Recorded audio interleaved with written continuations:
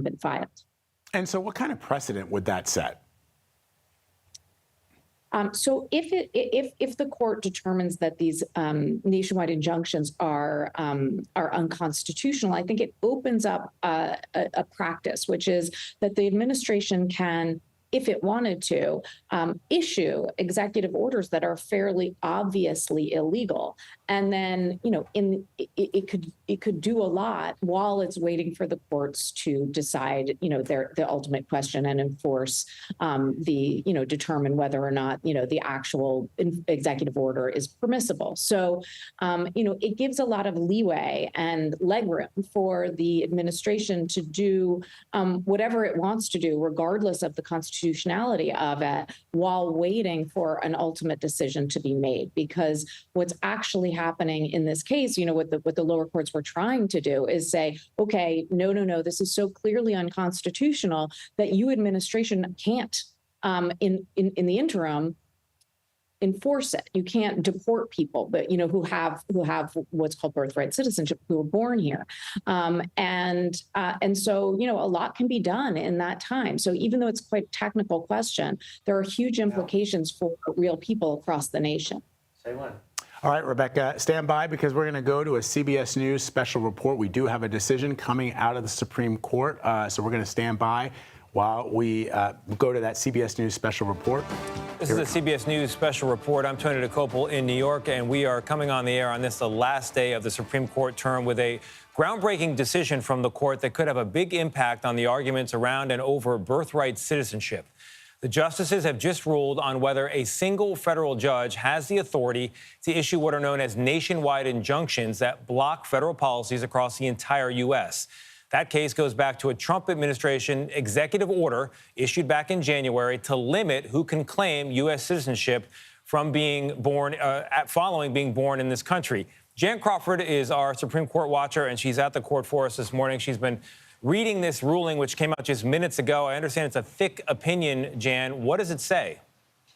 Well, first of all, Tony, I think it's important to say right at the top, this is not an opinion about birthright citizenship, about the merits of that issue, about whether or not Trump's executive order is blatantly unconstitutional, as every federal judge says. So put that to the side. This is only a ruling, and it is, I agree with you, a major landmark ruling on whether federal judges have that power, one federal judge, to basically dictate policy nationwide by invalidating a president's initiative. This is not a partisan issue. This is something that's a recently new phenomenon we've seen in the last decade. Presidents, starting with President Obama, obviously the first administration, President Trump, President Biden, all have had to deal with federal judges blocking their initiatives and then implementing it in a nationwide manner. So this is a big win, not only for President Trump, but for presidents of any party, because what this means is, and what the court says in its 6-3 ruling written by Justice Amy Coney Barrett,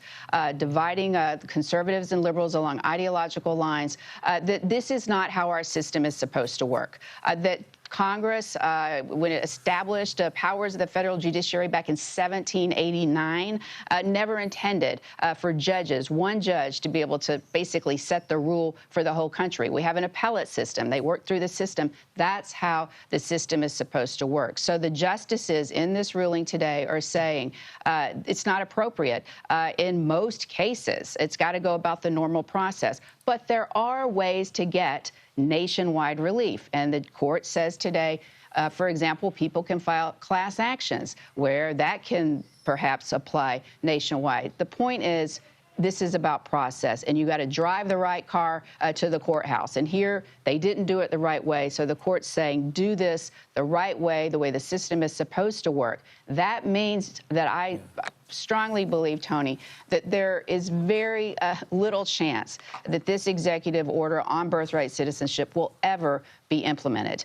We're going to see people right away next week come back, refile some of these cases, ask for class actions that could be certified across the country. There's a process with that. You will still have some of these injunctions in place. This is just narrowing them a little bit so that they only apply to the parties who filed these cases, not to everyone. So I think it's highly unlikely that this will have any practical impact on that birthright citizenship order ever being implemented. Tony.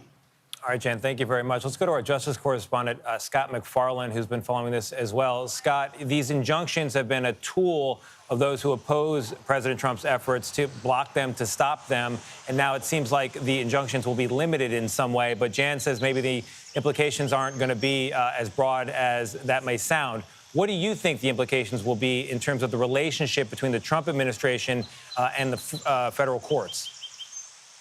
Yeah, Tony, it's an important ruling, but it also comes at a uniquely important moment amid a multi-front battle between the administration and the court system, a legal battle and a political battle, too. First of all, the politics. The administration likes to be criticizing the courts. They like to have that issue to push forward their issues of the day, accusing the courts of overreaching and muting the desires of the voters who elected President Trump. But the legal battles have been unprecedented, some of them potentially destabilizing to the balance of power. Just a couple days ago, the Trump administration, in a novel case, sued every federal judge in the District of Maryland, accusing them of overreaching with how they handle immigration cases. The Trump administration, Tony, is accused of not following a court order, also in Maryland, to return Kilmar Abrego Garcia, the man mistakenly deported from Maryland to El Salvador. And the battles are playing out all across the country, a legal showdown in so many places, Tony, between the Trump administration and the federal courts. All right, Scott, thank you very much. Let's bring in Jessica Levinson. She's a CBS News legal contributor. She's also a professor at Loyola Law School. Her work focuses on constitutional law, election law, and the Supreme Court. Jessica, what do you make of Justice Coney Barrett writing this majority opinion? And a lot of people thought it was going to be John Roberts. Well, I think it makes some sense given where she is on the court. And I think she was able, obviously, to command more than a simple majority, but a 6-3 majority. In your questioning during oral arguments, I think you really heard her trying to make sense of this case and be very clear, as Jan said, that it was not about birthright citizenship. It's not about the merits. It's about the equitable power of Congress. Of Congress to grant judges this power. And so she's saying very clearly, if Congress wants to change this, they can. She's also saying very clearly that when people walk into federal court now and they ask for relief of an executive order, they cannot get these universal injunctions anymore. Instead, courts are limited in the scope, the remedy that they can provide. They can provide a remedy of saying to the people who walked in, maybe it's an individual, maybe it's a group, maybe it's a state, maybe it's a class action, as Jan was absolutely correct to emphasize, that the court can give relief to those people. I think increasingly, to your question, Tony, we're going to see Justice Barrett, who I think can speak to all sides of the court, have some of these big opinions. And it's important to listen to how she asked the questions in oral arguments. I think it gave us a roadmap for this opinion today. All right, Jessica, thank you very much. I'm going to go back to Jan Crawford. Jan, you gave us a great overview of the majority opinion, but you've also been taking a look at the dissents in this case. You've only had a few minutes to digest it, but what stands out to you? Well, I'm also getting information from Melissa Quinn, who is inside the Supreme Court, saying that Justice Sonia Sotomayor is reading aloud from her dissent. Remember, the 3 liberal justices dissented in this case, even though one of them, Justice Kagan, expressed extreme skepticism about nationwide injunctions when President Biden was in the White House. Now they're in dissent, and their dissent is really focusing on the issue of birthright citizenship and how this was the case that was really suited for a nationwide injunction. Remember, though, as I said, Tony, this has nothing to do with birthright citizenship. No judge that's considered that issue has ever said anything other than it's blatantly unconstitutional what President Trump's trying to do. And I do not believe the justices would ever greenlight that to go forward. So they're saying that this is the wrong case, that this case should have been one that could be a nationwide injunction. There are a few cases. And that was kind of the point that Justice Kagan was making during the oral argument, that maybe there would be some case that would be suited for a broad nationwide injunction blocking a president's initiative. The problem with that, though, Tony, as the other justices pointed out, is that every federal district court judge is going to think the issues before them are of extreme national importance. So it's not really going to have any impact at all. You have to do something with a little more teeth to it. For example, President Trump is now facing 40 or 50 nationwide injunctions in other cases, challenging other initiatives that he has put out there. So I do expect, going back to something Scott was saying, I do expect the administration to file motions to vacate the scope of those injunctions and try to narrow them in all of those cases. And they may win some of those. But I'm just saying, in the birthright citizenship case, I'm highly skeptical that this decision today will have any real practical impact on whether Trump gets to rewrite our understanding that citizenship is automatic when you're born in this country, if you're here legally or not. You know, Jan, people turn to Supreme Court decisions for a definitive answer, and I can imagine some viewers looking at the headline we have in the lower part of the screen that says injunctions likely exceed. What's the work of that word likely doing in that sentence? Why don't we have a definitive does exceed or does not exceed? You know, looking through the opinion, that's a great question, and that's the language that Justice Barrett uses. I think the opinion itself is pretty clear. I think what we have to remember is there are ways that people can get nationwide injunctions. You just have to do it in the right car. You know, get in the right car. You've got to file a class action. You have to file, you have a claim under a different federal law where you're seeking to vacate a agency rule. You have lived near a factory and you file a lawsuit that's specific to you, the party, but then that helps everyone if the court says no more to the pollution. So I think likely means like let's scale back on these things. There are ways to go about doing it. And Justice Thomas and Justice Alito, in their separate concurring opinion, make clear that you've got to go and do it the right way, that's important for the process. And so, like, this kind of case is no. But, you know, we'll see. I mean, we've seen in some of these Trump cases, as you well know, Tony, that when lower court judges get cases back down to them, they don't always react the way I think the Supreme Court believed that they would react. But I think this one's about as clear as you can get in this case. All right, and you're as clear as can be as well. Jen Crawford, thank you very much. Jessica Levinson, thank you. Scott McFarland, thank you as well. And just to recap for our viewers, the Supreme Court has ruled 6-3 that lower court judges cannot issue nationwide injunctions in local cases. Quoting from the opinion, which was written by Amy Coney Barrett, quote, when a court concludes that the executive branch has acted unlawfully, the answer is not for the court to exceed its own power too. But they did not rule on the merits of the constitutionality, the question of birthright citizenship. That is a case for another day. We'll be following that as well, of course. Our coverage of this Supreme Court ruling and others will continue on our streaming channel, CBS News 24/7, on your local news, and of course tonight on the CBS Evening News. Many of you will now return to CBS Mornings. This has been a CBS News special report. I'm Tony DeCopel in New York.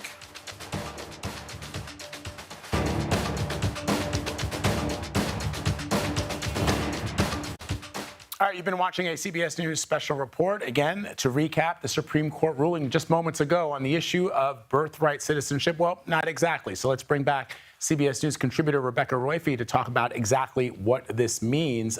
So, Rebecca, we sort of teased it in the way that the press has been talking about it. And I think if you're a layperson, if you're watching this at home and you hear that the Supreme Court issued a ruling on birthright citizenship, you're going to go, wait a tick.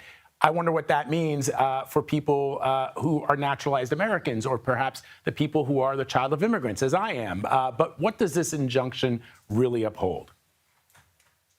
So what the Supreme Court said is not that birthright citizenship is constitutional. That was not the holding today. Very clearly, they did not address that substantive question. Instead, what they did do was hold that when one federal district court hears a case challenging the executive order, it cannot issue an injunction, something that stops the executive order from going into effect across the nation. It just doesn't have the power to do that. So that the executive order now cannot be enforced in those states that have where there are challenges pending, but it could at least theoretically be enforced in other states that have not considered this question. And so what really was decided was something about the power of federal district courts inside states to make decisions that affect the entire nation. And the Supreme Court said the judiciary just does not have that power. It hasn't been given that power by Congress, so it just can't do that.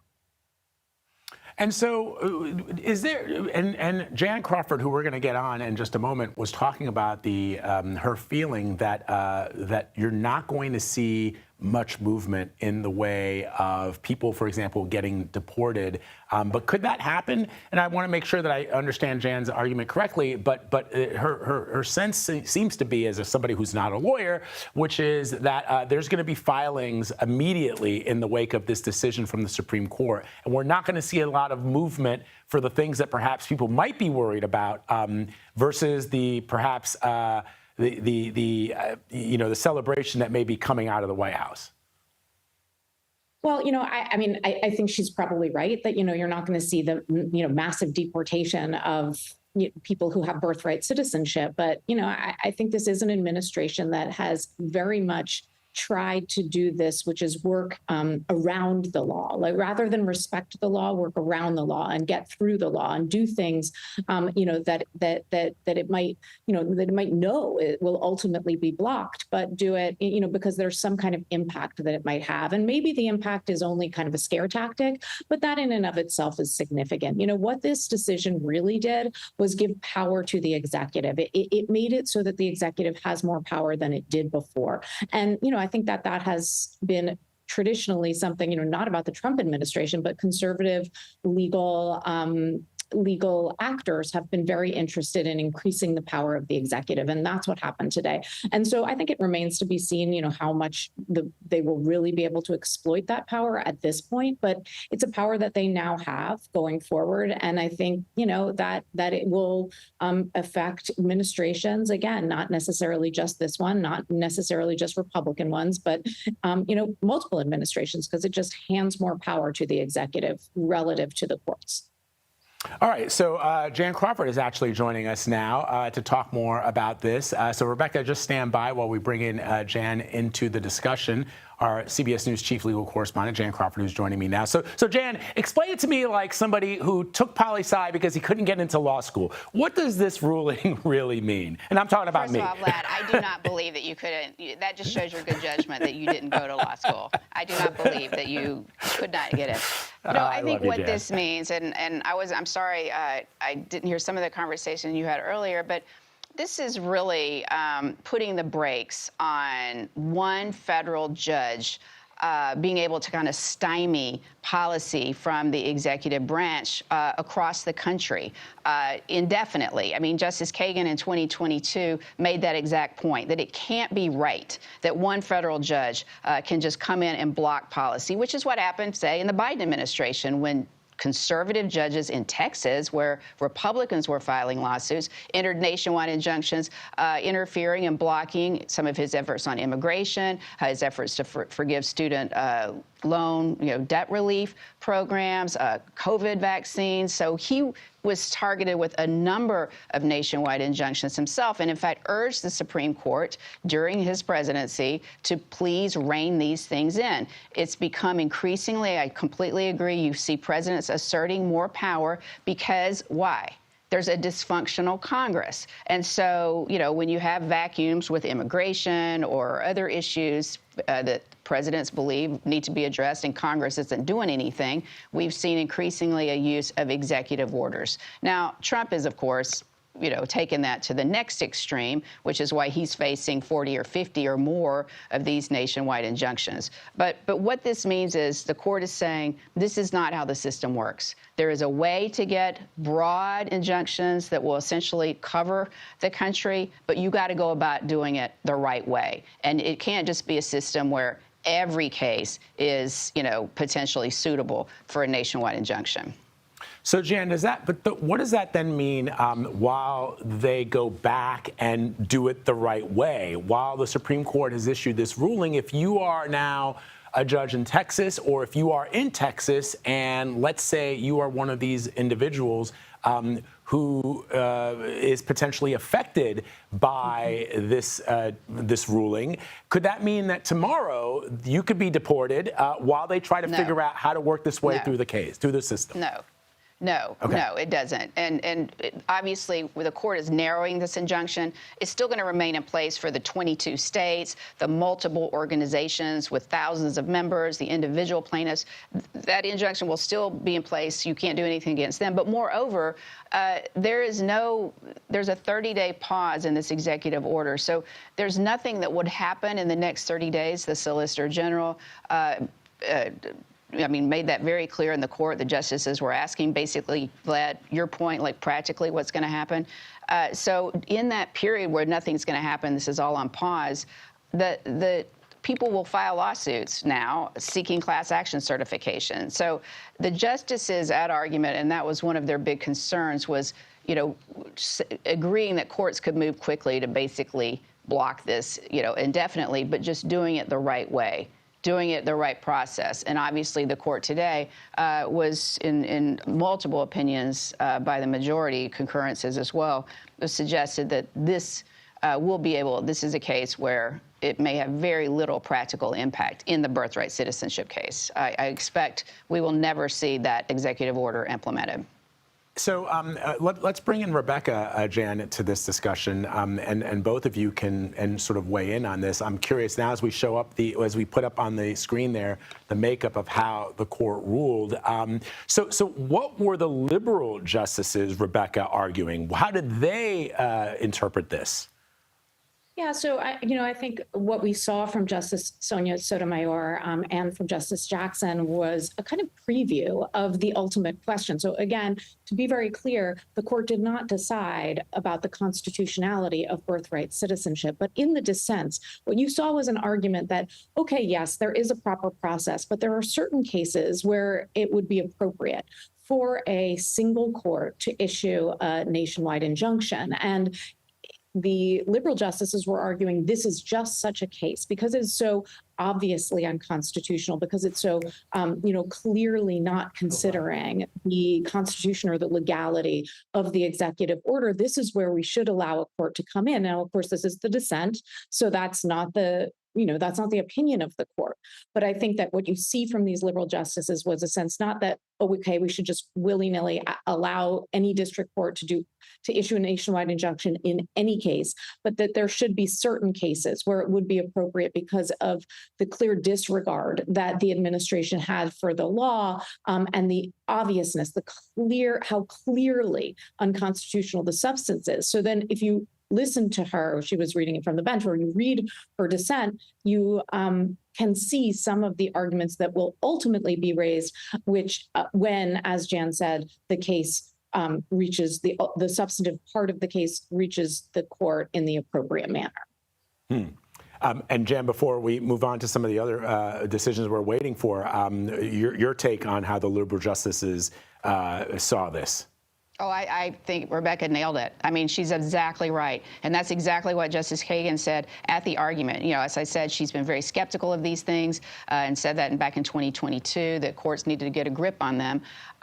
But she said there could be an important case where they were merited. And obviously the liberal justices believe this was exactly the case, that they should have done it. This was, if you want to scale back nationwide injunctions, do it in another case. That is exactly right. And I think that Justice Barrett writing this decision is really interesting. Obviously, she's come under a lot of criticism from some conservatives who are frustrated with some of her rulings that have gone against Trump. She's a very careful justice, and she is not a justice, which is what frustrates some conservatives, who's going to swing for the fences. She's going to decide the case right in front of her in a generally conservative way. And based on my skim of this opinion, this is a very careful opinion by Justice Barrett that suggests that, setting aside what the liberals have said and the concern they have, that there are ways for courts to act quickly in cases like this. Shades of Justice Sandra Day O'Connor, who perhaps came into the Supreme Court also with some conservative bona fides, but oftentimes, not a lot, but occasionally. I think that's wishful thinking by liberals. Yeah, no, she's conservative. I don't see her being one of those conservatives but we'll see, Vlad. That's the thing about the court. They'll surprise you in 5 or 10 years. That's right. That's right. So let's talk about some of the other decisions that we're waiting, because to remind our viewers, this is actually the last day of the term, Jan. Well, I'm frantically pressing the refresh button, because I've got it on the Supreme Court website, which is where the opinions just pop up when they're being released. We should be getting another one any second. There's 5 left to go in this term. Today's the last day of the Supreme Court's term.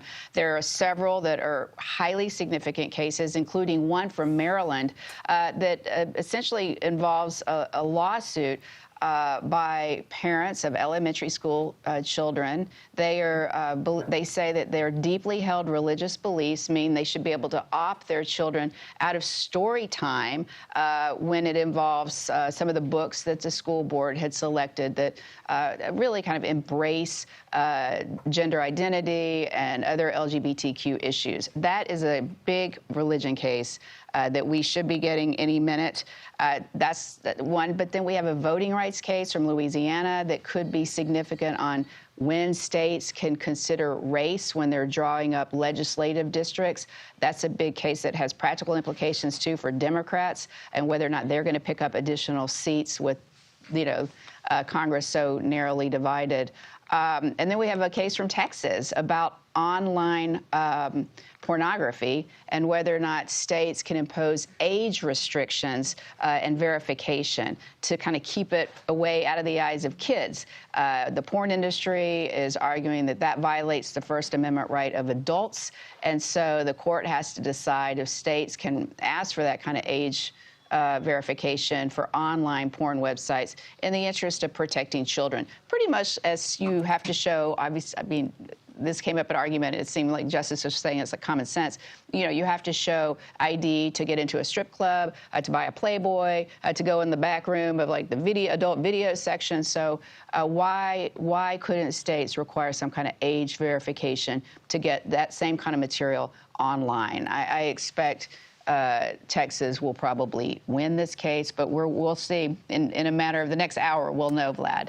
Yeah, and it's so interesting, Jan and Rebecca, that we obviously had the special report around this case regarding birthright citizenship obliquely, but these other 3 cases that you mentioned, Jan, seem to be more consequential to me, at least in the immediate next couple of days, in our immediate futures as Americans. And I name-checked Sandra Day O'Connor. I'll never forget, the very first time that I became aware of how Supreme Court justices could be sort of pithy but also funny at the same time, Potter Stewart saying he doesn't know he knows what pornography is when he sees it. I'm paraphrasing it, but that became the term, right? Like, I know it when I see it. You know it when you see it. Yeah, you know it when you see it. Yeah. All right, Jan, Rebecca, stand by while you refresh that Supreme Court website. While we await that, let's go. Are we going to Natalie or to Scott, guys? All right, we're going to go first to Scott McFarlane on this, and then later on to Natalie Brand, who's tracking all of this from the White House. But Scott, let's go to you. You have been standing by. You've been tracking all of this as well. Yeah, Vlad, first of all, let me just set the scene at the Supreme Court. Pretty muted group here today. This doesn't bear any resemblance to what we saw here last summer when the Supreme Court made that landmark ruling on presidential immunity. But the timing of this ruling is not inconsequential at all. It's the end of the term, but it's also right in the middle of this multifaceted battle the administration is having with the court system. Some of it's legal, some of it's political.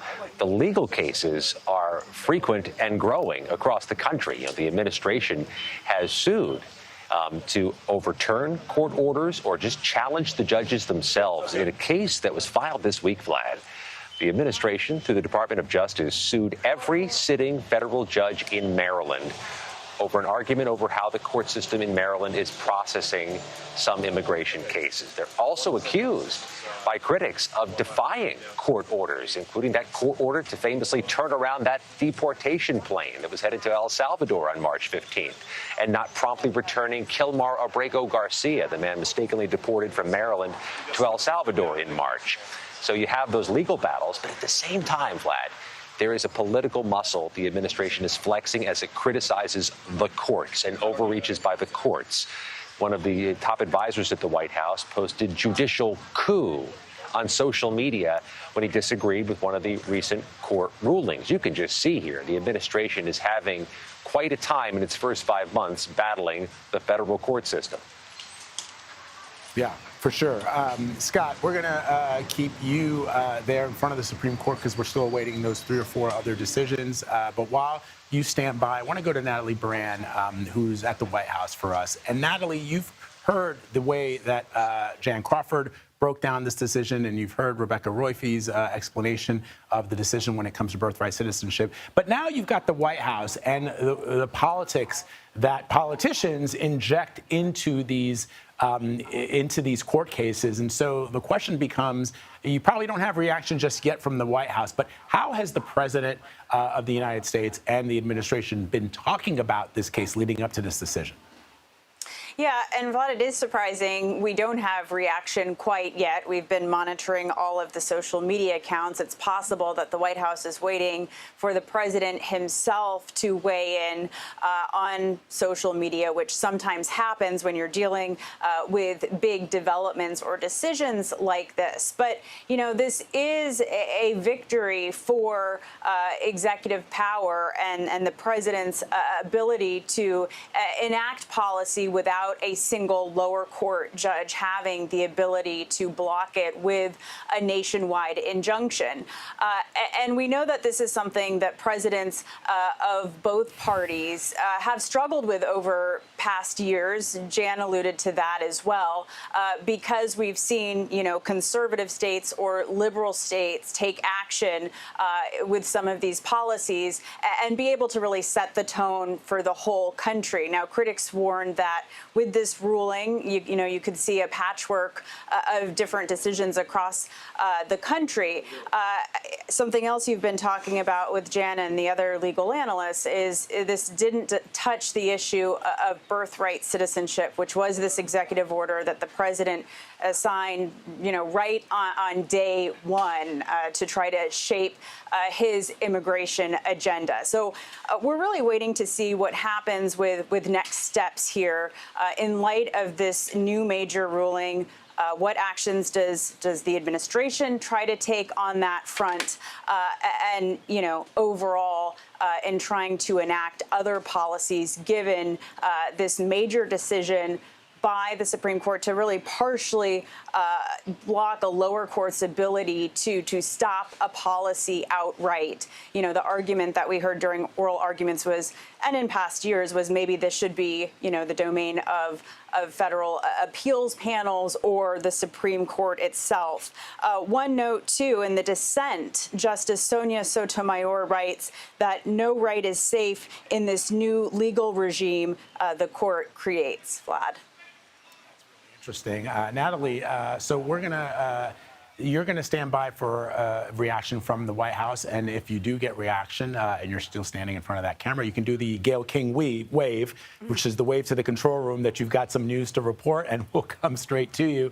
Natalie Brand for us at the White House. Let's go to CBS News legal contributor Jessica Levinson, who's also standing by to talk more about this. So I want to dig a little deeper, Jessica, into the dissent. And you just sort of heard what Natalie said there in quoting from Justice Sotomayor's dissent. I'm just curious if what you're seeing in just that sentence that she quoted to me, which is that certain justices of the Supreme Court recognizing that we live in a very politically charged time that is perhaps different than times previous, and that calls for a more, I don't want to use the word thoughtful, but a different approach to how these justices think about the letter of the law. Understanding, of course, that there are some of those justices who sit on the bench who are strict, and you know that when they look at the Constitution, they interpret it exactly the way it's written, and there are others who feel differently. Vlad, I love this question because in my mind, and obviously it's a very lengthy dissent and I'm just trying to get into it, but this is a vintage Sonia Sotomayor dissent where she's saying, look at what is going to happen on the ground now. And I would say right off the bat, the conservative justices and others, I think, would say the practical impacts that she's concerned about may not happen. But I will say, as somebody who teaches her opinions, this is very much consistent with the way she writes, which is look at what will happen to individuals on the ground today. And she spends, as far as I can see, the beginning of her dissent really focused on this question of birthright citizenship. I'm sure you've talked to Jan and Rebecca about the fact that this case really wasn't about birthright citizenship at all. In fact, it was about the scope of relief that federal judges can provide when somebody walks into the courtroom and says, there's a problem with this executive order.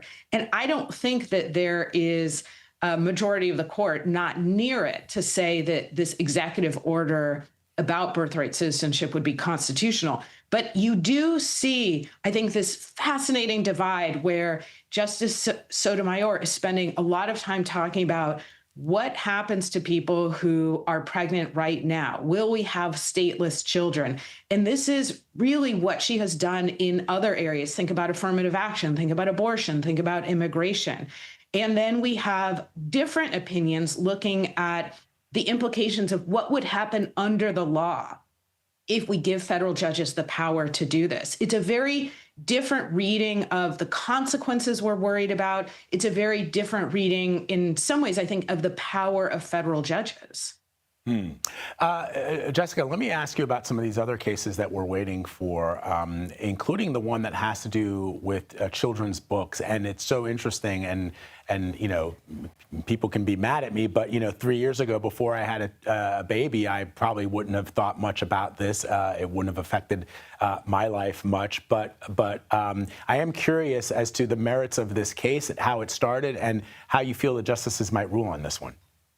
So this is a case involving whether or not parents have, under the First Amendment, the Free Exercise Clause, a right to essentially have notice and opt out before their children are read certain books. In this case, about LGBTQ families, I believe, were the main books that we're talking about here. And Vlad, to your point, I heard Supreme Court justices saying the same thing, which is life experience matters.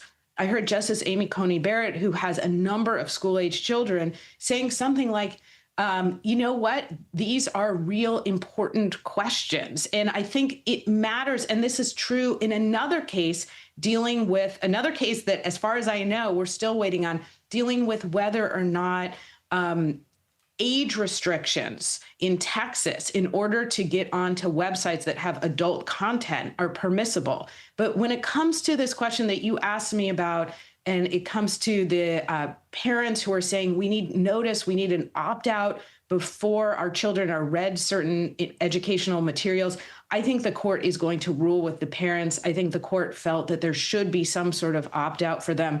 And the question, of course, is how they craft that opinion so that it does not allow parents to say, we don't want our children to have basic education in U.S. history, in math, in science, but it does allow parents with genuinely held religious beliefs to say, we don't want our children to hear this type of educational material. That will be difficult for them to craft that opinion.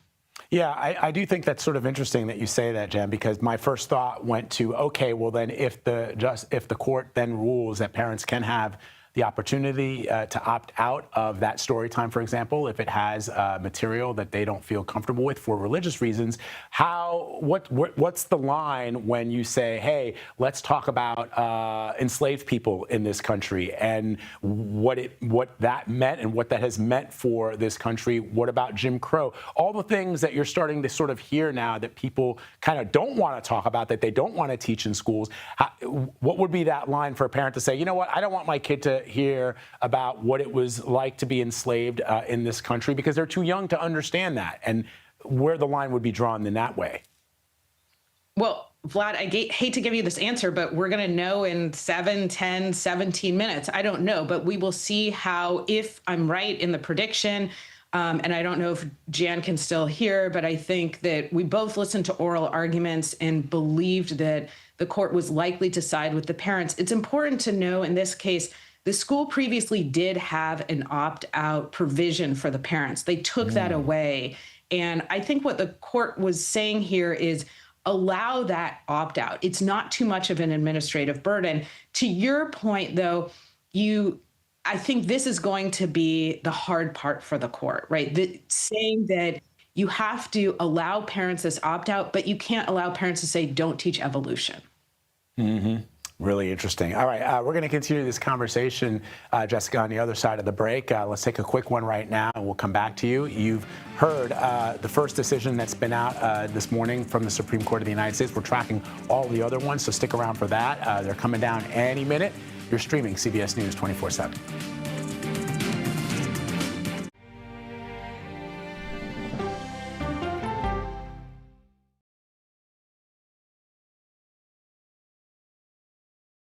What happens when reporters take you inside the story? I've been asking for over a year and a half for access into this place, and this is the first time we're getting it. You get the all-new CBS Evening News every weeknight. This is CBS.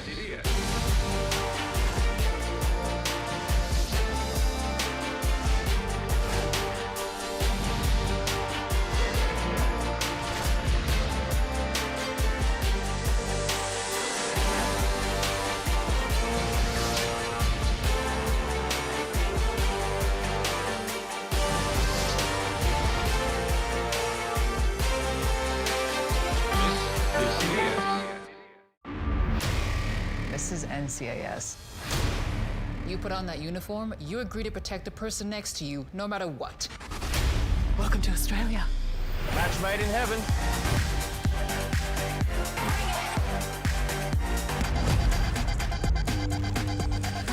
Watch out!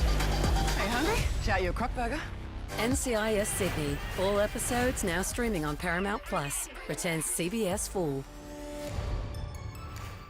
I'm Erin Moriarty of 48 Hours, and of all the cases I've covered, this is the one that troubles me most. Listen to Murder in the Orange Grove, the troubled case against Crosley Green, wherever you get your podcasts.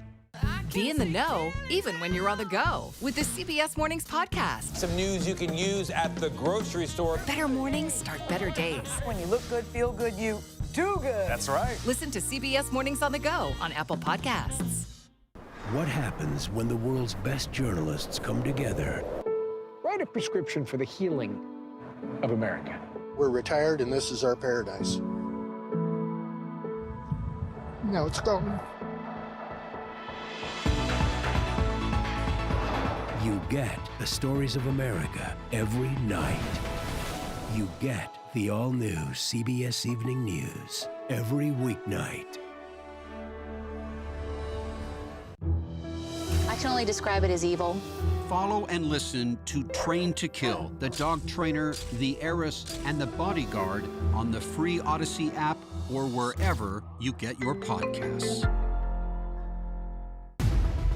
My job can get dangerous sometimes, but I'm very good at what I do.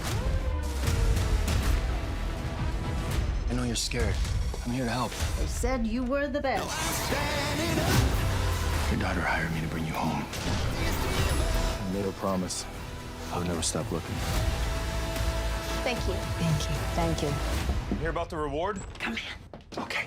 Tracker. All episodes now streaming on Paramount Plus and returning CBS Fall. All right, the Supreme Court ruling moments ago on the issue of birthright citizenship. These are the three cases that we are waiting on right now. So let me break them down for you. The first is Mahmoud versus Taylor, a case about LGBTQ books in the classroom. Louisiana versus Calais, which is about a voter redistricting map. And Free Speech Coalition versus Paxton, which would place an age restriction on adult websites in Texas. So our chief legal correspondent, Jan Crawford, is joining us now from Washington, D.C. To talk a little bit about this. Jan, you're refreshing the SCOTUS site. Anything yet on those three that we're waiting for? We got a big one. Literally just dropped, Vlad. Break it down for us. It's breaking news. Oh, I haven't read it yet. It literally just went up on the website. It is a decision. I'm going to tell you just the top headline. It's a decision in the case about parents and whether or not they can opt their elementary school kids out of that story time. It's written by Justice Alito, and it says, just at the top, that yes, they are entitled to do that based on their sincerely held religious beliefs. So, Jan, that why it's don't you no continue? answer. Why don't you take a look through that? The parents, as Jessica was predicting, the parents win. The parents win on that. All right. So, Jan, while you go through that decision, I don't want to have you on camera while you're sort of reading and taking it all in. But let's bring back Jessica Levinson just again to refresh our viewers' memories. If you're just joining us now on CBS News 24/7, we, before the break, were talking about this decision, this very decision that has just come in now from the Supreme Court regarding parental opt-outs for LGBTQ books in classrooms. Jan, again, for people who are just joining us now, because I can see the push alerts going out on social media that we do have another decision from the Supreme Court. So just recap for our viewers what was up for a decision, and then we'll go back to Jan and for a debrief on it, and then we'll come back to you for your take.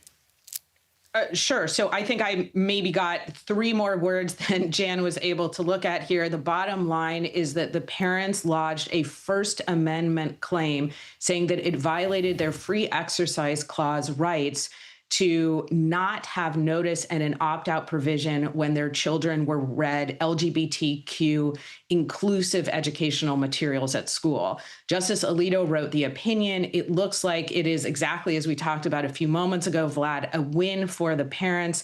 I saw very briefly the majority saying that parents have genuinely held beliefs and that it substantially infringes on those beliefs not to provide them with notice and an opt-out when certain materials are read to their parents.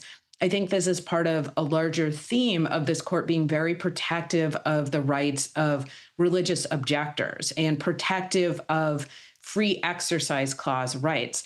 Vlad, as we talked about before, I think the fascinating part of this will be looking to see exactly how the court creates the standard for determining when parents are entitled to notice and an opt-out.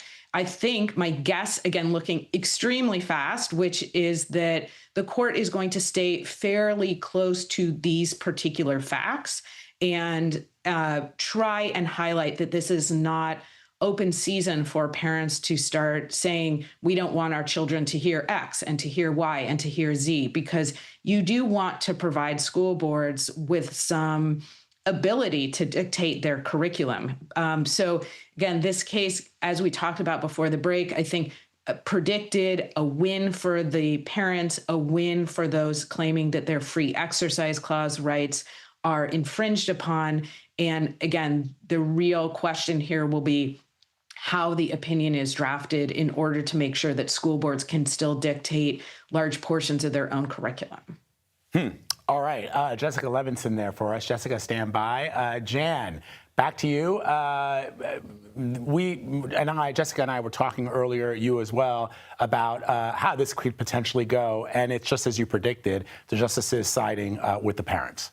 Right. And this one was 6-3 with the liberals also in dissent.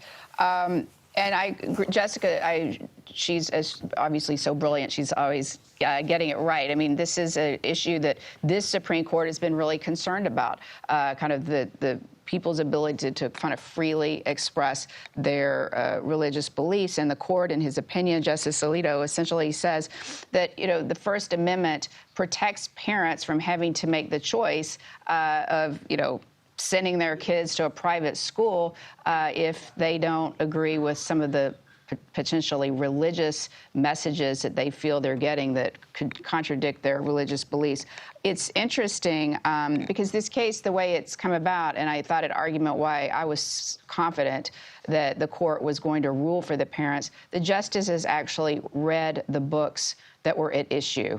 There were half a dozen books that teachers were instructed they could pick from to read to these elementary school students. And they specifically asked about a number of these books during the argument. And while it was kind of portrayed as books with LGBTQ themes and characters, some of the books the justices suggested went well beyond that to actual, almost as someone suggested, indoctrination. And Justice Alito has attached pages from some of the books in the back of his opinion as an appendix, pages that say that kids can pick their pronouns, that they should be able to decide if they want to be a girl or a boy, embracing the idea that gender is fluid. I think that had a pretty big impact on how the justices saw this case. I think it's a narrow ruling. I agree. I don't think it's going to have a real impact to your concerns earlier, but we'll get through that one and talk about that in an hour or two. All right, Jan Crawford for us, reporting from our bureau in D.C. As always, Jan, great to have you. Thank you so much for sticking around with us. We really appreciate it. All right, let's go to Scott McFarland, who's outside of the Supreme Court for us this morning. And so you just heard a little bit of Jan breaking down how the conservative justices ruled and how they felt about this case. Scott, what can we discern from how the liberal justices ruled? Yeah, Vlad, pretty dense opinion, 135 pages, a pretty meaty dissent here. I was also struck by what Jan mentioned and what we see in this ruling. They actually have pictures of the books in this ruling, images from some of the pages in the books referencing same-sex marriage or gender dysphoria. In the dissent, Justice Sotomayor makes a number of arguments, one of which is pretty practical, that schools have a tradition of allowing students to opt out of certain courses, certain classes, certain larger scale programs the schools offer, but letting them out of certain conversations, certain ideas, certain themes. That may just be untenable for the schools, a remarkable burden for school districts, for principals, and for the teachers who are trying to execute a lesson plan. If it begins with issues of same-sex marriage and gender dysphoria that schools must give children and parents an right to opt out of, what's next? What else can they opt out of if they disagree with the premise that the teacher is making in the lesson plan? A practical argument in addition to the constitutional argument Justice Sotomayor includes in her dissent, Vlad. All right, Scott McFarland standing by for us at the Supreme Court. Let's go straight to Natalie Brand, who's got some breaking news out of the White House. Natalie, what can you tell us? Vlad, we're hearing that there's actually going to be a news conference here at 11:30. It was just announced by the president himself via Truth Social as he's really celebrating the Supreme Court decision. I'm not sure if we have that Truth Social to pull up for you, but he's calling this a giant win in the U.S. Supreme Court, saying that even the birthright citizenship hoax has been indirectly hit hard. He's saying that it had to do, quote, with the babies of slaves not scamming our immigration process. Congratulations to his attorney general, solicitor general, who argued the case before the Supreme Court, and the entire DOJ. So again, we are expecting now to hear from them. There's the social media post that we just received. Next hour at 11:30, after this major ruling in which, again, the justices did not rule on the merits of birthright citizenship, which is protected by the Constitution's 14th Amendment, but they ruled rather that a lower court judge cannot block a presidential policy nationwide. This was a ruling on nationwide injunctions, but it's certainly a victory for presidential power, and the president seems to want to be taking a victory lap here again. He's expected to speak with his justice team next hour. All right, Natalie Brand for us at the White House, where, as Natalie just pointed out, the President of the United States is expected to hold a press conference at about 11:30 a.m. Eastern Time, later, just about a half hour from now. And so we'll obviously carry that live right here on CBS News 24/7. That does it for me, folks, for the news that we've been bringing to you all morning long. Again, the Supreme Court ruling in some major landmark decisions this morning, and there's still a couple more to go. So obviously when that happens, we're going to bring it to you live right here on CBS News 24/7. But coming up next, Mugo Odiwe is live from San Francisco with all the news breaking from coast to coast. This is CBS News 24/7.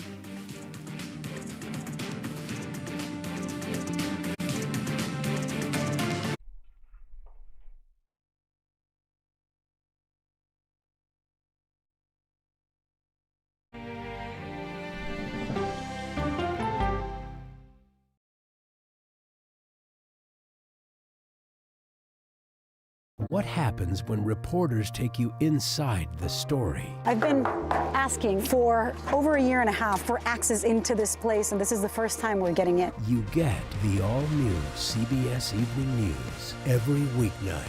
This is CBS.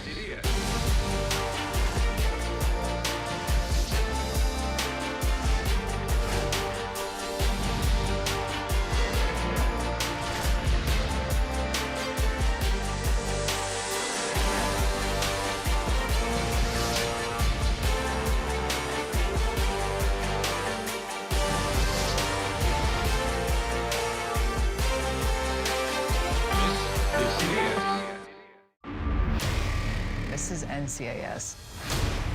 You put on that uniform, you agree to protect the person next to you, no matter what. Welcome to Australia.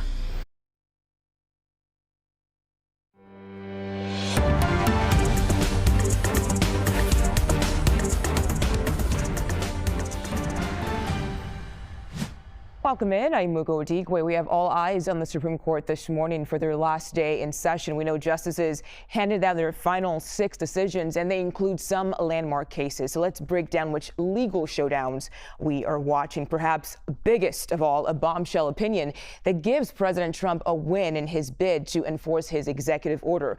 And that order denies birthright citizenship to U.S.-born children who have parents in the country illegally. Now, notably, it was a partial stay on the nationwide injunctions against the Trump administration's actions, but not a ruling on the merits of birthright citizenship. More on that in a bit. And a win for Maryland parents in a religious rights case over LGBTQ storybooks in public schools. The court says they can pull their children from public school lessons that use LGBTQ storybooks in those lessons. Let's begin there with CBS News chief legal correspondent Jan Crawford. Jan, thank you for joining us today. I know a busy day as the Supreme Court puts out those rulings. The justices didn't rule on the merits, as we said, of birthright citizenship, but this is still very much a landmark ruling. Can you take us through the decision and what it means? Yeah, and you're so right to kind of point that out right at the top, Mugo, because there is a lot of confusion about this case. And it was part of a challenge to that executive order on birthright citizenship that President Trump issued on day one.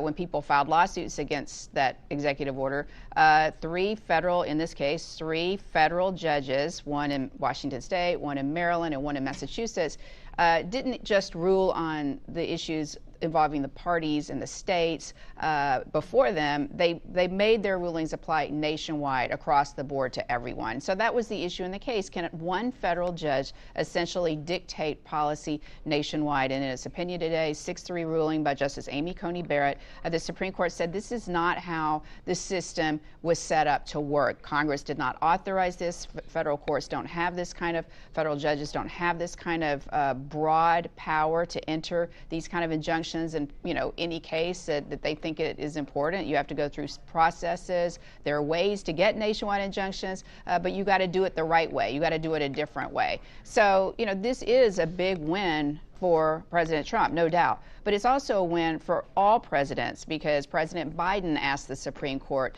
to do away with these things. President Obama complained when he was in office about these kind of nationwide injunctions because what happened when a Democrat's in the White House is that Republicans go and, you know, conservative states like Texas find a judge who's sympathetic to them and get that judge will enter an order blocking their initiatives on immigration or student debt loan relief or COVID mandates. So we saw that throughout the Biden administration. So today the court is saying, no, not in every case. You can get nationwide relief, nationwide injunctions, but you got to do it the right way, like maybe file class actions, for example. So that means that this case, while really significant legally in terms of the process and kind of putting the brakes on this relatively new thing we're seeing federal judges do, it really might not have any practical implications for those challenges to birthright citizenship, because I expect that in the states that now, you know, where the litigation hasn't been to the point where judges blocked it, you're going to see lawsuits seeking class action status where people will be able to pretty quickly block this executive order indefinitely. I do not expect this executive order to ever take effect. But Jan, when it comes to the nationwide injunctions question of all of this, what does this ruling mean for the balance of power between the president and then the judiciary? Well, according to the Supreme Court and the presidents over the last 10 years, these federal judges are exceeding their authority. And that's what the court ruled today, that, you know, there's Congress authorized federal courts to have this kind of jurisdiction back in 1789. It was never part of what they were authorized to do, which means Congress can always go back and change the law if they want to, which obviously they're not going to do. The reason this has become such an issue over the last 10 years is because Congress doesn't do anything. They're totally dysfunctional. They don't, you know, fix the immigration system. They're unable to make any decisions. So presidents, you know, as Obama did, as we see, they feel like they've got to step in and issue executive orders, whether it's on immigration like Obama did with the Dreamers. And so that's what then, you know, federal court judges who are perhaps a different ideology are trying to put the brakes on. So yes, presidents have been starting to exert more authority with executive orders. Judges have then asserted more authority that the court today said they don't necessarily have. And whose fault is all of this? If Congress would do its job, we wouldn't even be here talking about this right now, Mugo. But I can say that with almost every case. I mean, that is a good point, a very, very good point indeed. I want to ask you about the dissenting opinion, those minority opinions. What are your thoughts on them? We're looking at something here on the screen from Justice Ketanji Brown Jackson. It says the court's decision to permit the executive to violate the Constitution with respect to anyone who is not yet sued is an existential threat to the rule of law. Wanted to get your thought on that. We also have another opinion here. This is from Justice Sonia Sotomayor. It says the government does not ask for complete stays of the injunctions as it ordinarily does before this court. Why? The answer is obvious. To get such relief, the government would have to show that the order is likely constitutional. Again, wanted to get your thoughts on those opinions from the justices. Yeah, and Justice Barrett answered that in her majority opinion, suggesting that there are other ways that people could get this kind of relief that would apply nationwide, and courts can act very quickly. That's why I don't think you're going to see this order ever being implemented, because every judge that's taken a look at it has said what Trump is suggesting here is blatantly unconstitutional. The liberals and Justice Kagan among them are saying that if there was ever a case to have a nationwide injunction, it's this one. So what are you doing, majority decisions? And Justice Kagan made that point at oral arguments. She had been critical during the Biden administration of these nationwide injunctions. In fact, she said during a talk in 2022 at Northwestern Law School that it just can't be right, as she put it, that one federal judge can essentially grind to a halt a president's initiative and keep it blocked indefinitely. So that was in 2022.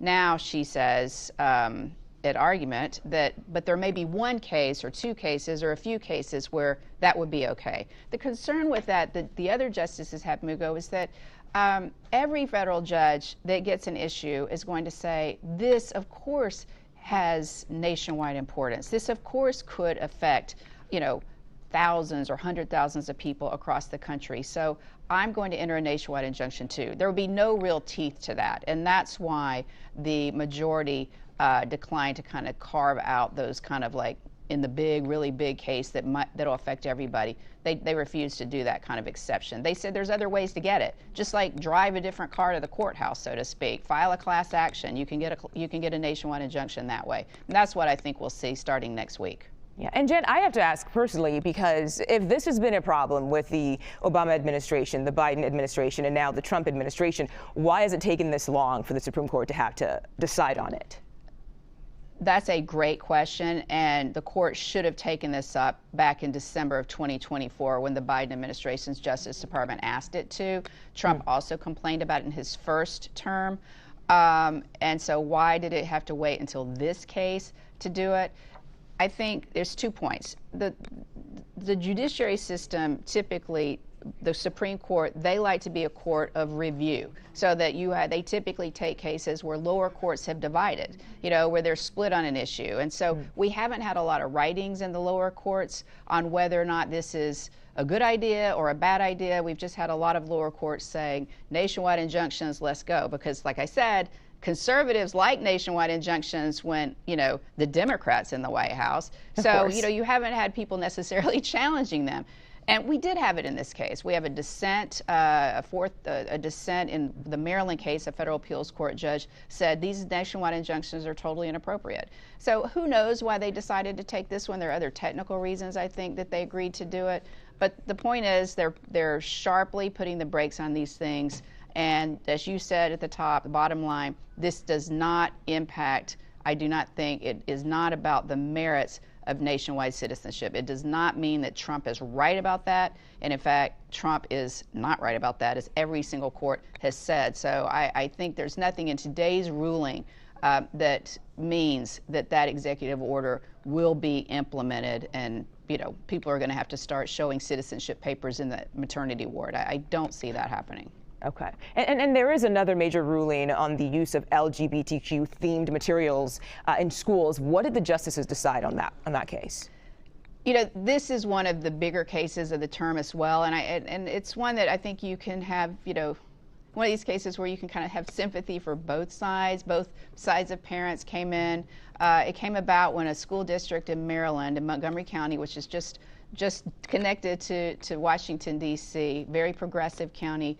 They said, this is life. We need storybooks that feature, a gay dad or a gay couple. So they worked to try to introduce half a dozen or so books into the curriculum.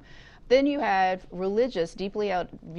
parents with deeply held religious views, many of them immigrants, who said this goes against my religious beliefs.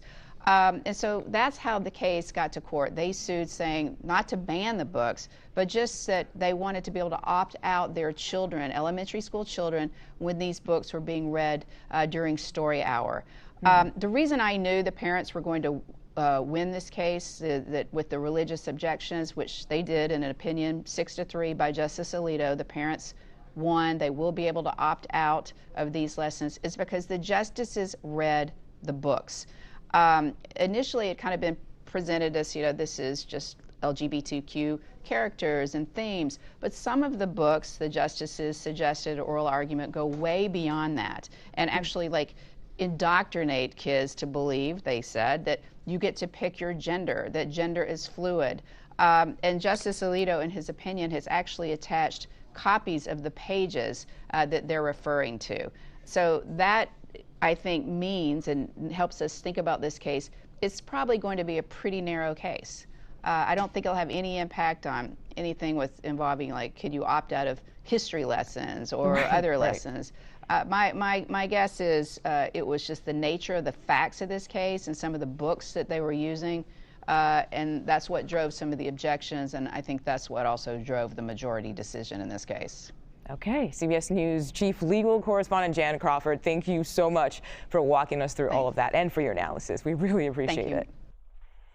Let's turn now to CBS News legal contributor Tom Dupree. Tom, thank you for joining us today. I want to ask about that ruling about the nationwide injunction. How does it affect the balance of power between the presidency and the judiciary?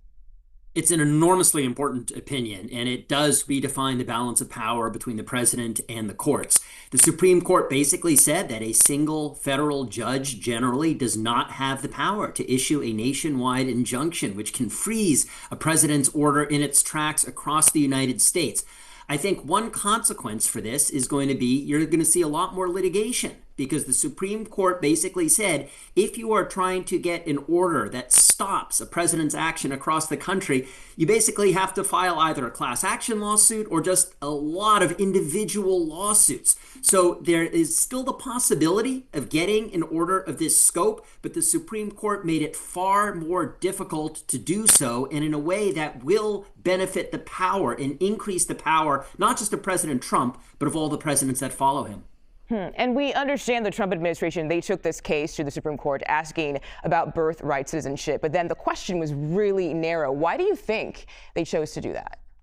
Well, Justice Sotomayor accused the Trump administration of gamesmanship. She said that the reason why the administration only went up to the Supreme Court on the question of the nationwide injunction and not the question of birthright citizenship is because they didn't want the court to decide the constitutional question of birthright citizenship, at least at this point in time. So from Justice Sotomayor's perspective, the administration made a strategic decision to avoid getting a ruling on the merits of whether what President Trump did is constitutional. So that question is one that will continue to be fought out in the lower court. So far, pretty much every court has rejected it. But ultimately, someday, it will wind up making its way to the United States Supreme Court for a final decision. All right, Tom Dupree, thank you for your analysis. Appreciate that. Thanks. And now let's bring in CBS News Justice correspondent Scott MacFarlane, who is at the Supreme Court. Scott, thank you for your time today. Can you break down what this ruling means when it comes to the power of the judiciary to check the powers of the president? That's a victory for the administration now and future presidential administrations that don't want to see any controversial executive orders or rulings against them from the courts in their controversial executive orders. That notwithstanding, it's especially impactful at this moment because as of this week, as of the end of this week, there are more than 450 lawsuits challenging Trump administration decisions, personnel moves, or executive orders. A lot of footholds for the court to get involved and issue injunctions.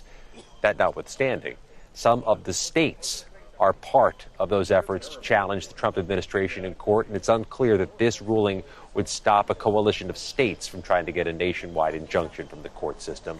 But it's also part of a bigger issue here, isn't it? There's a political issue the administration has been trying to mechanize in its criticism of court rulings, saying that the courts are stopping the will of the voters, that the courts are slowing the administration from trying to execute immigration enforcement, new border security initiatives. They have been a foil, the courts have, for the administration's political goals, and this means this ruling is quite a victory for the administration.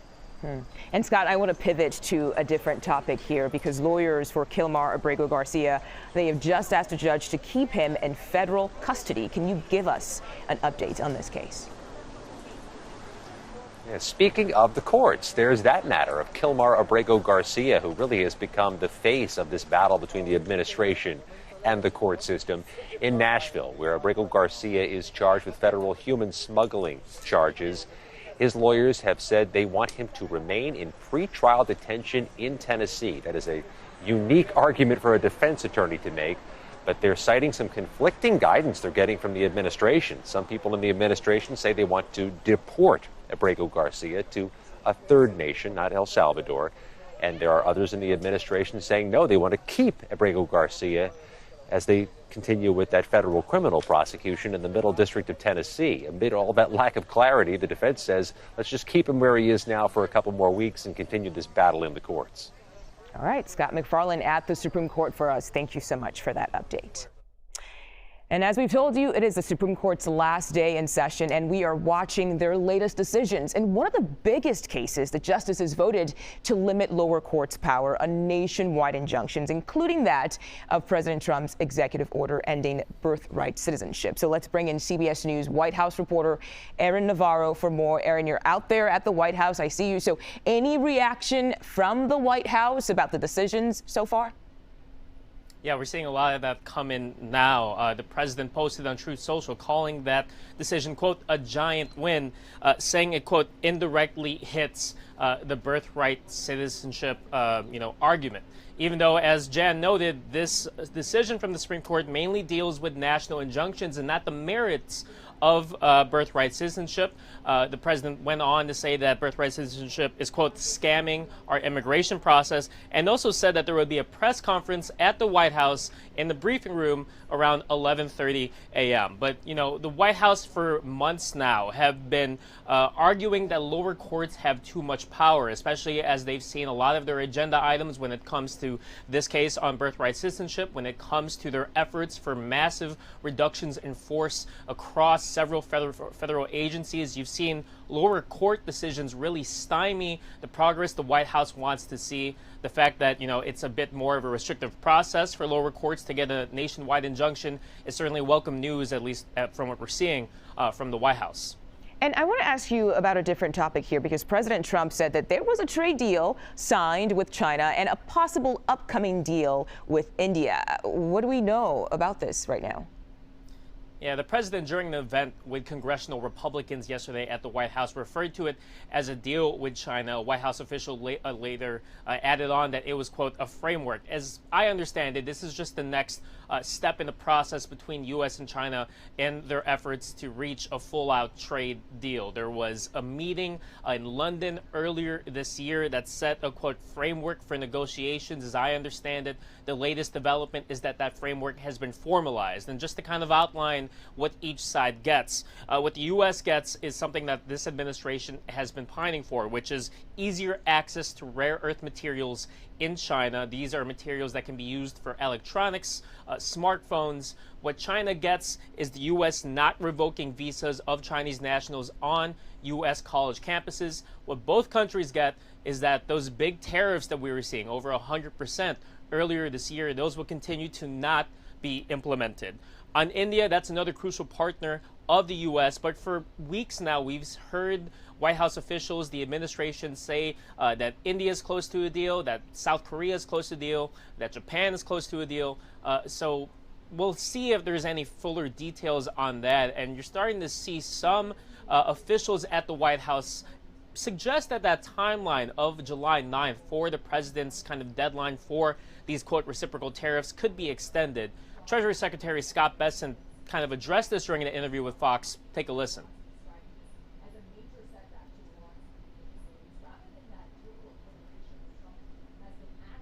Oh, sorry, yep, don't have that bite. But in general, what Bessent suggested is that he just wants deals done by Labor Day. So certainly an extension of that timeline, which is rapidly approaching as we get closer to July 9th. Yeah, Aaron, Labor Day makes sense because July 9th is really just around the corner. Aaron Navarro at the White House for us. Thank you so much for that. Okay, let's go back to CBS News legal contributor Tom Dupree on more cases coming out of the Supreme Court. Tom, what else are we getting right now? Sure. Well, the Supreme Court just decided one big case and punted on another. The one big case they decided was a challenge to a Texas law that basically imposed age verification requirements for people who wanted to access porn sites on the internet. The Supreme Court considered a First Amendment challenge. Basically, adults were challenging the law, saying that these age verification requirements infringed on their First Amendment rights to read content that they wanted to see on the internet. The Supreme Court reviewed the law and upheld it. They said the law was constitutional. They applied what's known as an intermediate scrutiny test, which was not the test that the challengers were arguing for. They wanted it to be reviewed under a more strict standard of review, but the Supreme Court applied an intermediate standard of review and held that Texas's law was permissible and survived constitutional scrutiny. The other case the Supreme Court just punted on was a challenge to Louisiana's attempt to redraw its congressional district maps. They had been challenged under the Voting Rights Act, that they diluted the power of black voters. The Louisiana legislature had made several efforts to redraw these maps. None of the efforts passed muster. They kept getting it sent back to redraw. And in the latest version of this, it went up to the Supreme Court. It was argued, and the Supreme Court just said, we're not going to decide it. We're going to decide it next term. We're going to have another argument in the case, so stay tuned. But we're not going to resolve this case until we hear more argument, and we'll decide it sometime next year. So basically, they're just waiting to take a break, come back, and then hear more arguments from lawyers from both sides. Is that what you're referring to? Exactly. They're ready to go on their summer vacation now, and they say this Louisiana case is so complicated and so thorny, we can't decide it today. Come back next term. So what else did we get on that redistricting case? Well, we really got very little in terms of substance. The court's order didn't elaborate on exactly what more they wanted to hear, what their issues were. We could tell from the argument that the justices were grappling with all sorts of complicated questions about when a legislature draws these district maps. Can it take race into account of the voters? Does it have to take race into account? If it takes race into account, is that a problem? Were there other ways to draw this district in a more race-neutral way? These are very difficult, granular, thorny questions. And I think the justices were really wrestling with them at the argument. Certainly that was what appeared to be implicit in a lot of their questions. And at the end of the day, what they said was, something, we just don't have enough information to decide this case right now. We want everyone to come back next term and re-argue the case, and we'll issue a decision then. Oh, goodness. We'll see what happens then. Tom Dupree, thank you so much for your time.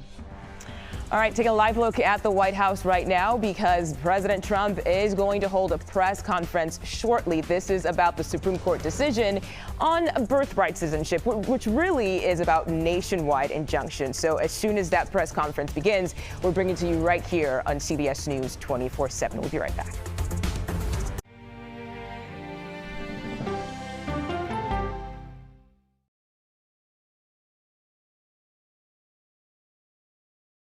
What happens when you get conversation over conflict? I think they've taught me to have grace and compassion. When we follow the human side of the headline. I'm not asking that we ignore disability, rather that we do not ignore ability. When news takes you where the story happens. We've just crossed into Lebanon. When the world's best journalists come together to cover your world, you get the all-new CBS Evening News every weeknight.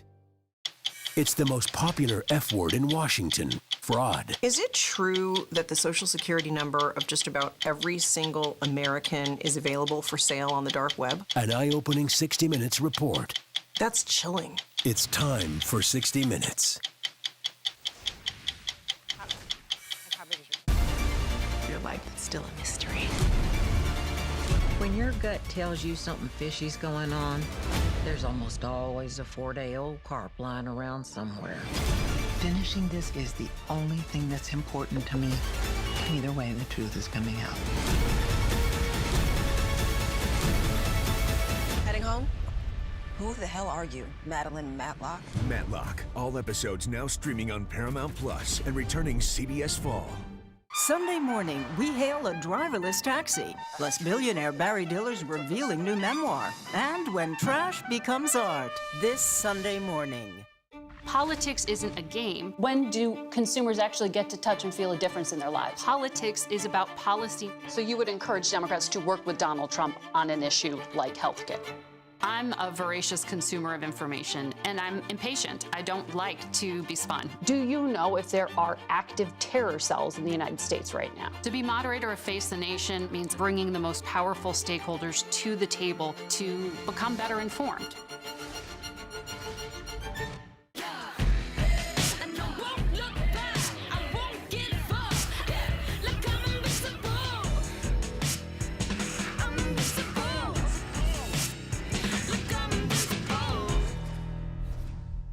It was almost like being face-to-face with the devil. 48 Hours reports. I fought and fought. 911, what is your emergency? She disappeared off the face of the earth.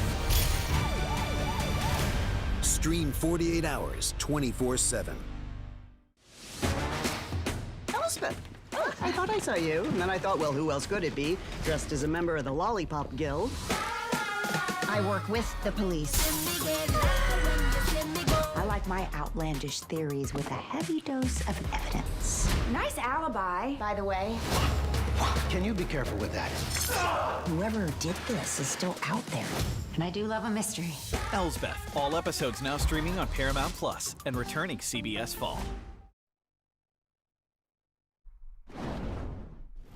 We continue our breaking news coverage of the flurry of decisions issued by the Supreme Court as it wraps its 2024 to 2025 session. Today, a major ruling on President Trump's use of an executive order to end birthright citizenship in the U.S. We begin there with CBS News immigration and politics reporter Camilo Montoya-Galvez. Camilo, thank you for joining us today. Tell us about some of the real-world ramifications of today's rulings.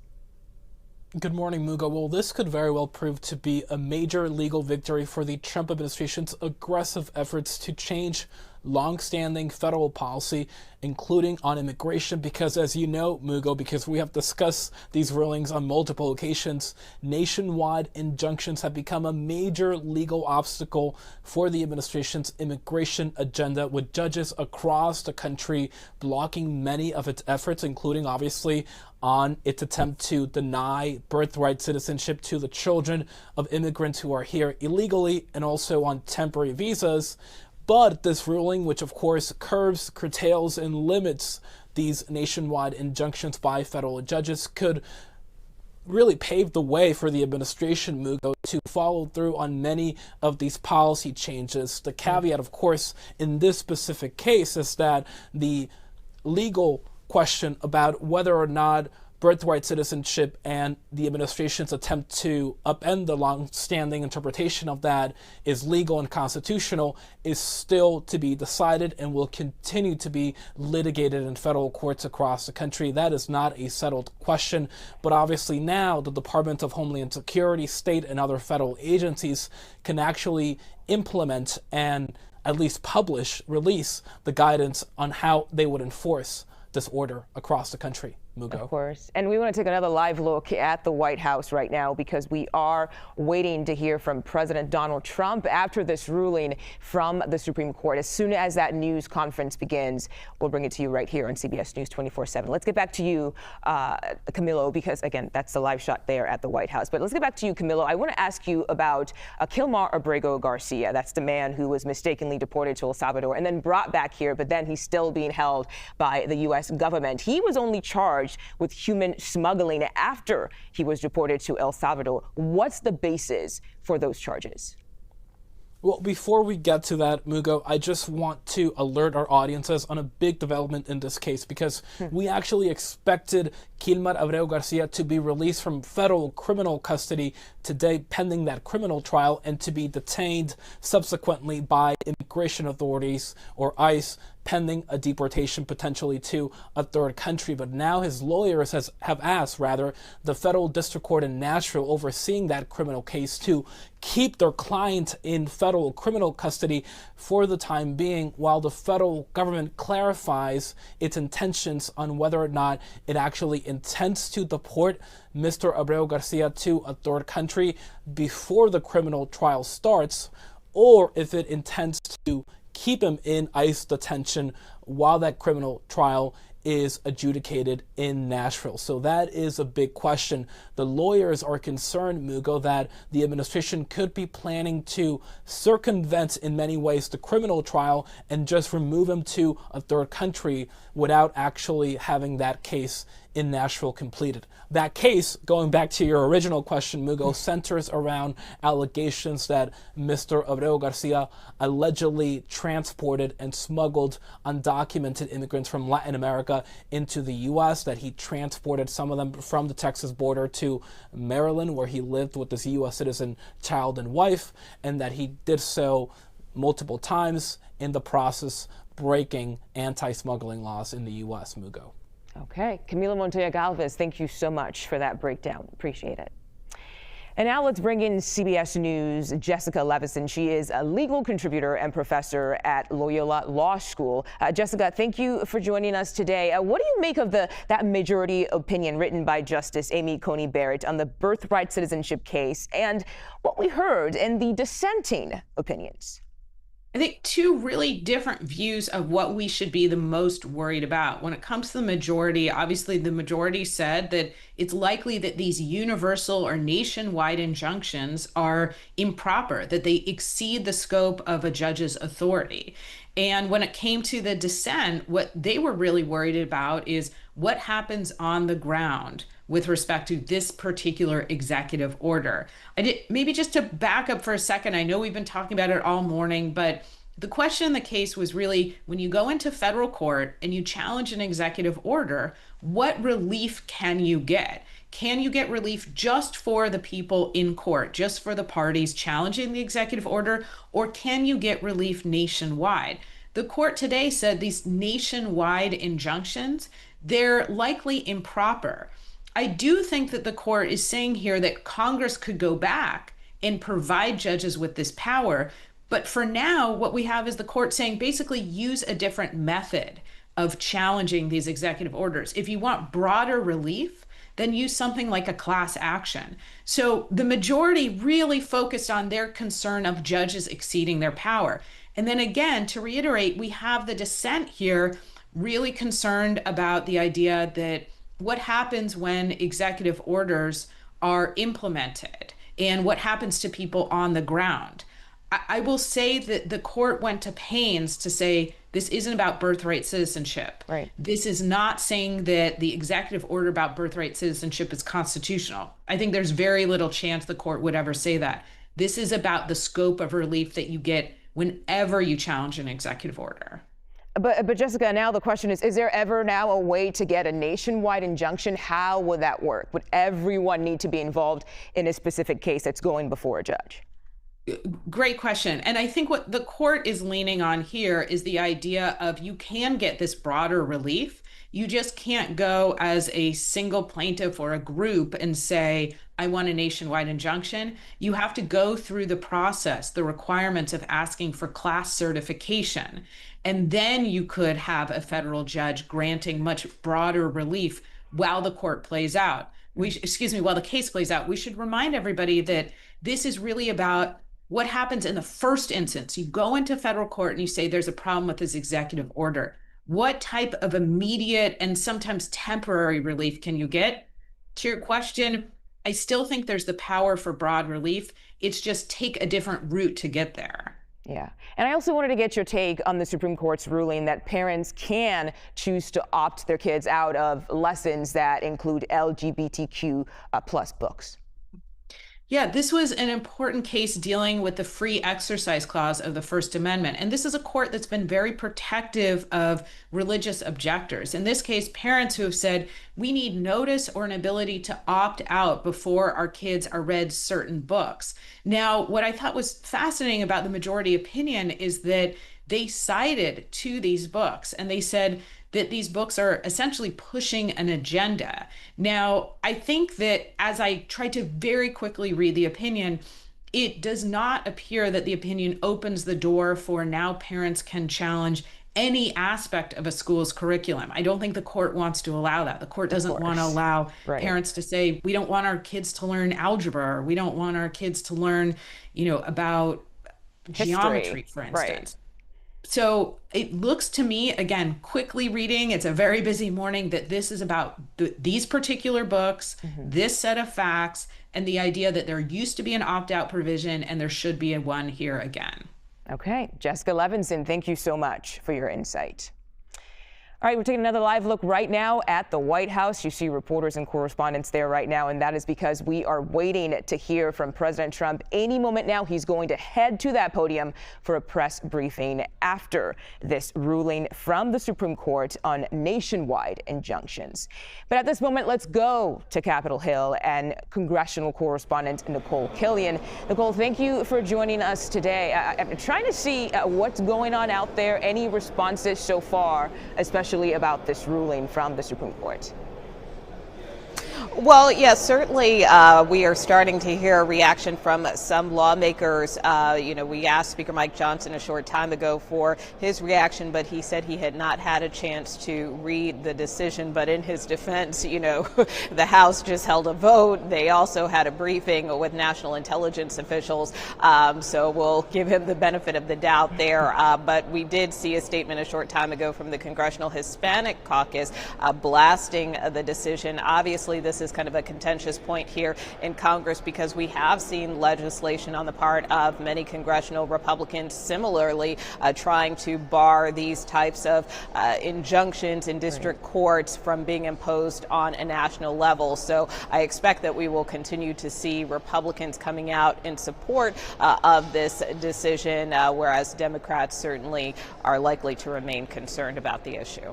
All right, Nicole. And we know today, senators, they will vote on a war powers resolution. Does this resolution, as of this moment, have enough support from both sides of the aisle? Well, it remains to be seen. You know, it doesn't require a 60-vote threshold, just a simple majority, which means 51 senators would need to support it. But look, this is a measure that Senator Tim Kaine put forth ahead of those U.S. strikes that the president ordered. And we have seen other similar measures introduced here in Congress. You know, many lawmakers, including some on the other side of the aisle, have expressed concerns that they didn't get any notification ahead of these strikes, that Congress does have a role to play here when it comes to the declaration of war and using military force. So that is kind of what this resolution sets to address, especially if further strikes with respect to Iran are warranted, although as of yet we don't know that to be the case. So we will see how this plays out. But of course, this comes on the heels of both the Senate and the House being briefed, as I mentioned a short time ago, on those strikes in Iran. You know, many Republicans continue to back the administration's assessment that those Iranian nuclear facilities were destroyed, significantly damaged and set back. But Democrats continue to have questions and are seeking more information. And let's get to the so-called big, beautiful bill. We know the Senate parliamentarian rejected more provisions in that bill, and it comes after a Medicaid provision was rejected just yesterday. So what is the latest roadblock here? Well, I don't know if it's a roadblock per se. It's just that senators, well, more particularly the Senate Majority Leader John Thune, is ready to move this bill, but he's kind of at the mercy of the Senate parliamentarian. I mean, this is a massive package. The House version of this bill was more than 1,000 pages, so all of these different provisions have to be scrubbed in the Senate by the parliamentarian because they're using a budget process known as reconciliation. So every provision has to meet these specific budgetary guidelines. And so we have seen the parliamentarian continue to strike down various provisions. Yesterday, we talked about this issue of the Medicaid provider taxes, which had been a big sticking point with Republicans. And then today we saw the parliamentarian strike down a provision that would have removed regulations for gun silencers and other firearms, which some may wonder why would that be in the bill to begin with. But, you know, sometimes with these big pieces of legislation, there are different provisions tucked in unrelated. So that is the most recent thing to be struck down. Whether or not that holds up the bill is unlikely. But we know that the parliamentarian continues to work through the bill, most notably a lot of the tax portions of the bill, which is really the cornerstone of this package. Right. So until that work is finished, the Senate cannot move forward with a vote. All right. Nicole Killian, live for us on Capitol Hill. Thank you so much for that analysis. All right, we are waiting for President Trump to take the podium you see here, and that is because he's going to discuss this Supreme Court ruling on nationwide injunctions. As soon as that news conference begins, we'll bring it to you live right here on CBS News 24/7. Stay with us.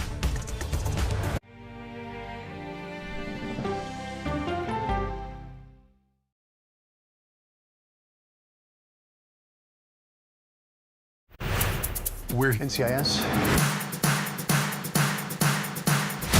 You guys want to see me do the cha-cha slide? Can we get to the body, please? Right. Oh, what's got you so punchy lately? Not punchy, passionate. This is a great team for what? We're NCIS. NCIS, all episodes now streaming on Paramount Plus and returning CBS Fall. No matter how you start your day, one thing is clear. Actually, two things. Pretty sure it's three. Guys, whether it's news, money, health, or wellness, sports, movies, or even inspiration. Clearly, CBS Mornings is the place to be. That's like 7 things. Okay, clearly, I'm bad at math, always been. Clearly, CBS Mornings, weekdays at 7 on CBS. We can start whenever you're ready. Ready? Yeah. No, stop! Wrong pedal, wrong other pedal! Oh, he's in a wheelchair! What do you want? Not stop the car! That's a kid! Kid! To me.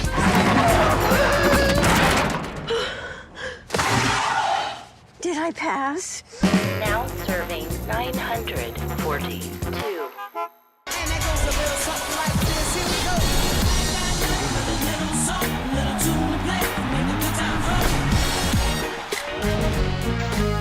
Go to the ends of the earth. We'll hit the heights. A great adventure together. And reach for the stars. Star power. I like it. So cool. But wait, there's more. Experience thought-provoking. Something that's undeniable. With mindfulness. Innovative. Magical. It's like being a child. And truly original reporting. How'd you do your research? I tell a good story. Because there's always something new under the sun on CBS Sunday morning.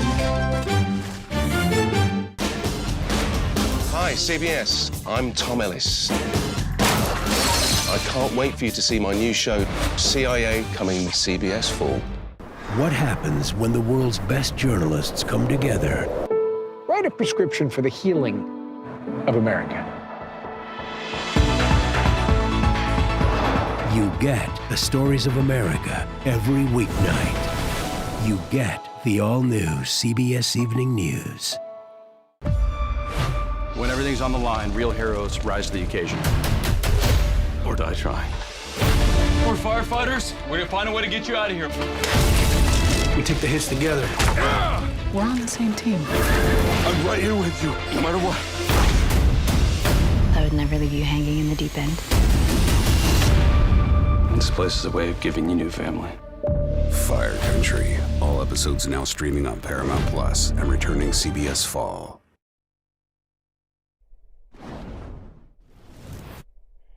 All right, we're taking another live look at the White House right now. We're waiting for President Trump to get to the podium you see there. He's expected to hold a news conference. This after that landmark Supreme Court ruling on nationwide injunctions. Basically, the Supreme Court justices in a 6-3 ruling said that lower courts, they don't necessarily have the ability to issue nationwide injunctions. So this is a big win for the Trump administration. The case originally went to the Supreme Court. The question was about birthright citizenship. The justices did not answer that question. It was more about nationwide injunctions, and again, their decision being that federal courts, one federal judge does not have the rights to issue a nationwide injunction. Okay, let's get you some headlines around the world right now, and we're going to start with this in Texas.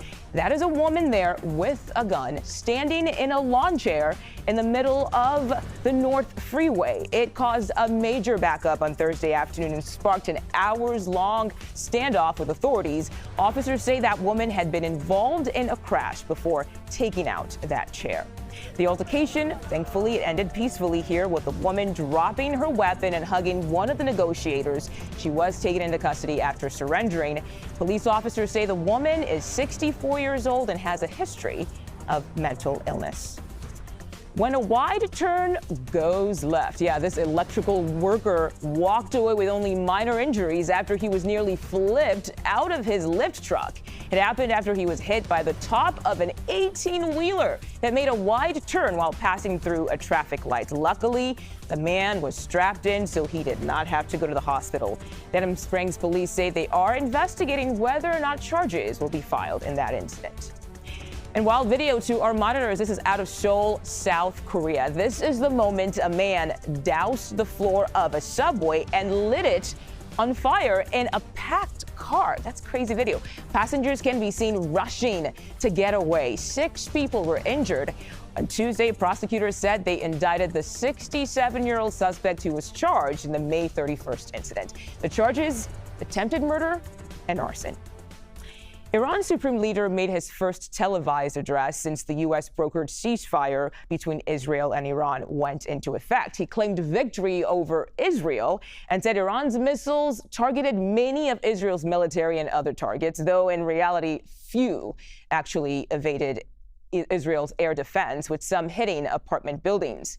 Meanwhile, we are starting to see life slowly come back in Iran as the country held its first Friday prayers since the ceasefire. CBS News senior foreign correspondent MTS Tayyab has reaction from the capital of Iran. Well, we're here at Iran's main university here in the capital, Tehran. As you can see, thousands have gathered for Friday prayers. This is the first Friday prayer since the ceasefire was called after that, frankly, deadly 12-day war with Israel, which saw the U.S. target 3 of Iran's main nuclear facilities. Now, as is expected in times like this, people here, who are often described as hardliners, will chant phrases like "death to America" and "death to Israel." And we've been coming to Iran for some time now, and the anger here is palpable. This doesn't just feel like a phrase that people are used to saying because they're called on to. In some ways, many truly feel real anger as what is